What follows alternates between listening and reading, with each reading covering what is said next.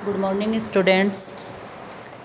Ecology zonation in water body. अब आज अपना टॉपिक है लाइट पे जो डिपेंड करता है वो वाटर बॉडी के अंदर किस टाइप से लाइट के कारण जोनेसन बन जाते हैं। तो जोनेसन इन वाटर बॉडी 3 तरह के जोनेसन बनते हैं: littoral zone, limnetic zone and profundal zone. जलीय माध्यम में गहराई बढ़ने के साथ प्रकाश की तीव्रता कम हो जाती है। जल पर पड़ने वाले प्रकाश में से लगभग 10% परावर्तित हो जाता है और शेष 90% जल के अंदर पहुंचता है। अधिक तरंगदैर्घ्य की प्रकाश किरणें जल की परतों द्वारा अवशोषित कर ली जाती हैं, जबकि कम तरंगदैर्घ्य की प्रकाश किरणें जल की गहराई तक प्रवेश करती हैं। जैसे नीला हरा रंग 80 से लेकर 100 मीटर गहराई तक पहुंच सकता है और 200 मीटर से नीचे प्रकाश नहीं पहुंचता है। इसका मतलब है कि 200 मीटर से नीचे कोई फोटोसिंथेसिस नहीं होता। फ्रेश वाटर सिस्टम प्रकाश की उपस्थिति के आधार पर 3 क्षेत्रों में विभाजित किया गया है। पहला है लिटोरल जोन, जिसे वेलांचल क्षेत्र भी कहा जाता है।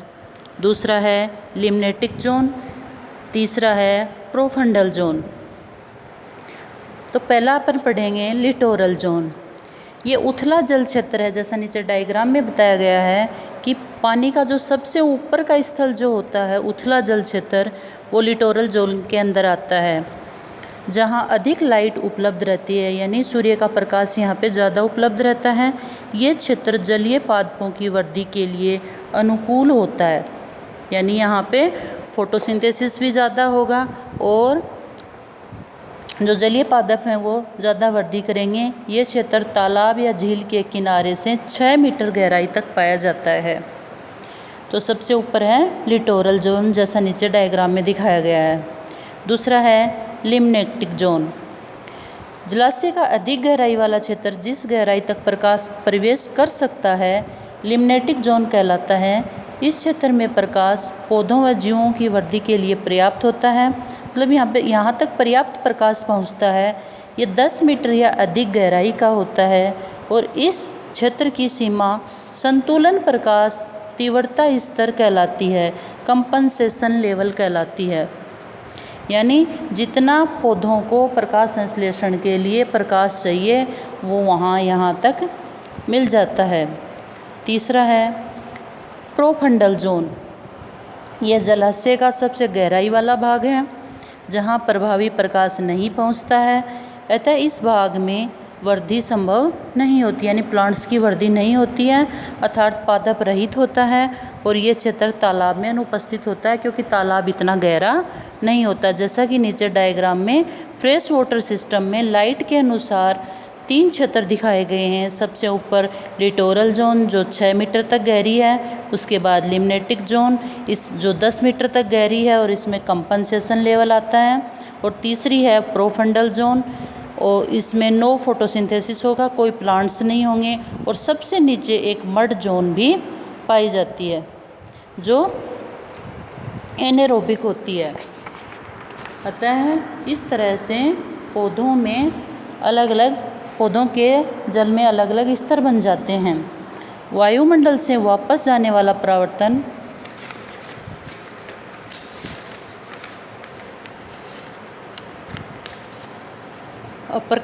प्रकाश की भेदन क्षमता के आधार पर, अभी जैसे अपने फ्रेश वाटर में पढ़ा था, अब प्रकाश की भेदन क्षमता के आधार पर समुद्र को, अब मेराइन वाटर को निम्न भागों में बांटा है, जैसा नीचे डायग्राम में दिखाया गया है।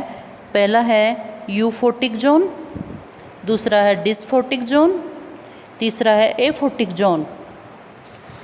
अब इन तीनों की अपन गहराई का अध्ययन करेंगे। जैसे यूफोटिक जोन जो होती है वो 50 मीटर गहराई तक पाया जाता है। डिस्फोटिक जोन में 80 से 200 मीटर गहराई तक पाया जाता है और एफोटिक जोन जो है वो 200 मीटर से अधिक गहरे क्षेत्र में बांटा गया है। प्रकाश की अत्यधिक भेदन क्षमता के कारण ही 40 फुट बर्फ़ से ढके होने पर भी कुछ पौधों में प्रकाश संश्लेषण की क्रिया होती है। अब नीचे एक डायग्राम दिखाया गया है जिसमें प्रकाश पर आधारित 3 समुद्रीय क्षेत्र ए बी सी दिखाए गए हैं। सबसे ऊपर है यूफोटिक जोन, दूसरी है डिस्फोटिक बी जोन और तीसरी है एफोटिक जोन जहाँ तक कोई प्रकाश नहीं पहुँचता। ये सी सरफेस के पास में एक साइड में सुपर टाइडल, इंटरटाइडल और सब टाइडल दिखाया गया है। इसमें इंटरटाइडल और सब टाइडल तक की जो दूरी है इसमें लिटोरल प्लांट आएंगे, लिटोरल जोन आएगी जो अपन ने फ्रेश वाटर में पढ़ी है।